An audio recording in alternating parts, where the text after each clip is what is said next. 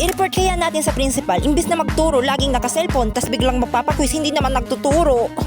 Nagbebenta pa siya ng pagkain, tas may plus points daw yung mga bibili. Ano yun? Nakasalala yung grades natin sa paninda niya.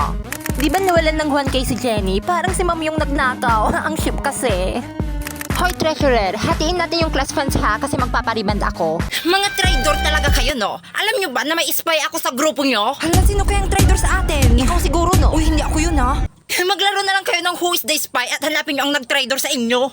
I-describe nyo yung mga words hanggat matunto nyo yung spy. Pumupunta ka sa harap nito kapag pinapawisan ka. ito sa kuryente para gumana. Malamig. Nagbubuga ito ng malakas na hangin. Okay, sino naman sa tingin yung spy sa inyong apat? Ang spy. Hoy, ba't ako? Hindi ako yung spy ni Ma'am, ha? Sorry, ha? Nanong na, ha? Hindi nila nahulaan. Maglaro na din kayo ng WePlay. Punta sa guidance office.